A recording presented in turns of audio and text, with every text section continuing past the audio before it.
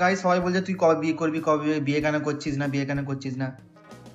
ভাই সত্যি কথা বলতে বিয়ে করতে যাচ্ছি, গেলাম স্টেজে উঠলাম, উঠে আমাকে দিতে হবে আসসালামু আলাইকুম।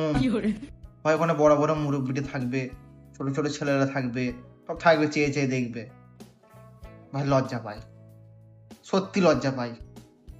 মানে স্টেজের উপর থেকে যখন নিচের দিকে চাই না, মানে লজ্জা লজ্জা ফিলিং আসে একটা, মানে যেন একটা, মানে আমি একা, এরকম একটা ব্যাপার আছে। তারপরে হচ্ছে তোমার দেনমোহর, যেটা দেনমোহর দিতে হবে 5,000 এক টাকা, 6,000 এক টাকা, 10,000 এক টাকা, মানে 1 টাকা দিতে হবে। মানে 5,000 টাকা দিচ্ছি, 10,000 টাকা দিচ্ছি, বড় কথা নাই, 1 টাকা, 1 টাকায় দিতে হবে। শুধু 1 টাকা যদি দিলে মানে, তো সেখান থেকে তো একটা গেল, জুতো চুরি করে নেবে, আর পয়সা দিতে হবে।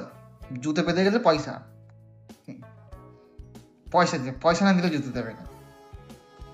আর আমি যদি কোনো শালির যদি কিছু একটা চুরি করলি, গয়না ফয়না, তাহলে কেলাবে,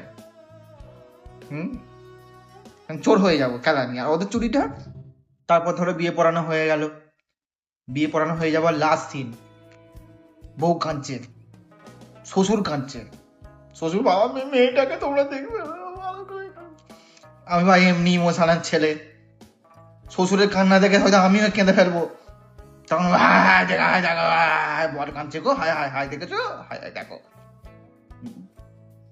আর সব থেকে লাস্টের ব্যাপার হচ্ছে যে বিয়ের পরে শ্বশুর বাড়ি যাওয়া।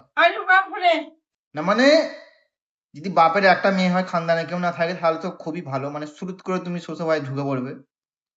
আর যদি গোষ্ঠী থাকে, পুরো খানদান দাঁড়িয়ে থাকবে, আর তুমি যাবে একা, কেমনটা লাগে? পুরো খানদান সামনে, তুমি যাচ্ছ টুরুম টেঁড়া।